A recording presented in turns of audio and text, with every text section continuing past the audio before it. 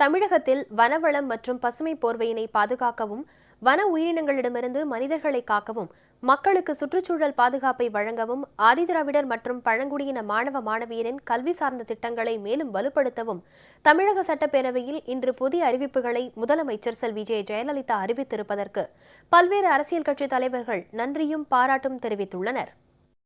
ஆதி திராவிட பள்ளி விடுதிகளிலே தட்டு எந்த வகையிலே இருக்கிறது என்று பார்த்து அந்த தட்டை கூட மாற்றி அமைக்கிற அந்த சிந்தனை கோட்டையிலே இருந்தாலும் குடிசையிலே என்ன நடந்து கொண்டிருக்கிறது, அந்த குடிசை வாழ் மக்களுடைய உணர்வுகளும் சிந்தனையும் வாழ்க்கை நிலையும் எப்படி இருக்கிறது என்ற அந்த சிந்தனையோடு புரட்சி தலைவி அம்மா அவர்கள் இப்படிப்பட்ட இந்த திட்டங்களை வகுத்திருக்கிற போது இதை ஒரு ஒடுக்கப்பட்டவன் பாராட்டுவதையும் கூட நன்றி கூறுவதையும் கூட பொறுத்து கொள்ள முடியாதவர்கள் எல்லாம் தமிழகத்திலே இருக்கிறார்கள் என்கிற போது இந்த வேதனையும் இந்த நன்றியை கூறுகிற போது என்னால் வெளிப்படுத்தாமல் இருக்க முடியவில்லை. இந்த மண்ணின் மக்கள் வாழ வேண்டுமானால் மழை இருக்க வேண்டும், இன்னொன்று நல்ல காற்று இருக்க வேண்டும். மழையும் காற்றும் தருவது வனம், வனம், வனம்.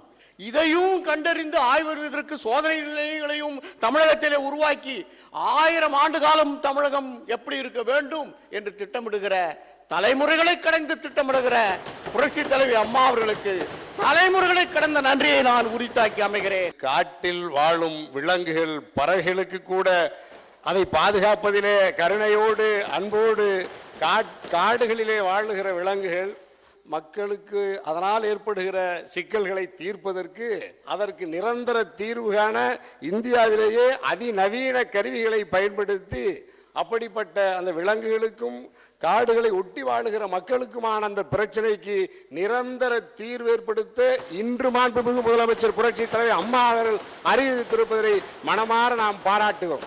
ஆதி திராவிட பழங்குடியின மக்கள் குறிப்பாக விடுதிகளிலே பயிலுகிற அந்த மாணவ குழந்தைகள் தரமான உடை, சுகாதாரமான வாழ்வு, ஒரு நேர்த்தியான ஒரு பழக்க வழக்க பண்பாட்டு வாழ்வியல் சூழலோடு இந்த நவீன சமூகத்தை உருவாக்க வேண்டும் என்கின்ற கருத்தையோடு மாண்புமிகு முதலமைச்சர் புரட்சி தலைவி அம்மா அவர்கள் இன்று அறிவித்திருக்கிற இந்த நலத்திட்டங்களை நான் மனமாற பாராட்டி வரவேற்று நிறைவு செய்கிறேன்.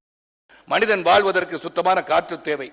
அந்த காற்றை சுவாசிக்கின்ற காற்று தொழிற்சாலைகள் அதிகமாக வந்து கொண்டிருக்கும் போது அந்த காற்று சுத்தம் இல்லாமல் போதும் அசுத்தமாகிறது. ஆக அதையும் சீர்படுத்துவதற்காக 25 இடங்களில் புதிய மையங்கள் அமைத்து அந்த காற்று சுத்தமாக இருக்கிறதா இல்லையா, தம் மக்கள் சிறப்பான காற்றுகளை சுவாசிக்கிறார்களா இல்லையா, சுவாசித்தால் தான் அவர்கள் சிறப்பாக வாழ முடியும் என்பதையும் அவர்கள் சிந்தித்திருக்கிறார்கள் என்றால் ஒரு சிறப்பான திட்டத்தை அறிவித்திருக்கிறார்கள். மாண்பு முதலமைச்சர் புரட்சி தலைவி அவர்களின் பார்வையிலே அவர்கள் மக்கள், இந்த மக்கள் அனைவரும் சமம் என்பதை நிரூபித்து காட்டும் வகையிலே ஆதி திராவிட மக்களுக்கும் பழங்குடியினர் மக்களுக்கும் அவர்கள் கல்வியின் மேம்பாட்டு அடைய வேண்டும் என்ற அடிப்படையிலே அவர்கள் உயர்வதற்காக அனைத்து சலுகைகளையும் அறிவித்திருக்கிறார்கள். இங்கே தட்டு எவர் செல்வர் தட்டு என்பது அனைவரும் ஒரு சாராக ஒழுங்காக எல்லாம் ஒரே மாதிரி சாப்பிட்றாங்க அப்படின்னு சொல்வது அவர்களுக்கு பெருமை. சீருடை போல கல்வியின் தரத்தை உயர்த்த வேண்டும் என்று மடிக்கணினி, சைக்கிள் எல்லாம் கொடுக்கலாம். தொலைநோக்கு சிந்தனை, தொலைநோக்கு பார்வை தமிழகம் சிறப்பாக வர வேண்டும் என்று மாண்பு முதலமைச்சர் புரட்சி தலைவி அவர்கள் ஒவ்வொரு திட்டத்தையும் சிறப்பாக சொல்லியிருக்கிறார்கள். வனவிலங்கு நீரை தேடி நாட்டிற்குள் வர ஆரம்பித்த ஒரு சூழ்நிலையிலே அதற்கென்று ஒரு குழு அமைத்து வனவிலங்கையும் பாதுகாக்க வேண்டும், அதனால் பாதிக்கப்படுகின்ற மக்களையும் பாதுகாக்க வேண்டும் அடிப்படையிலே சிறந்த திட்டத்தை அறிவித்த மாண்பு முதலமைச்சர் புரட்சி தலைவி அம்மா அவர்களுக்கு மீண்டும் ஒருவரை நன்றி கூறி அமர்கிறேன்.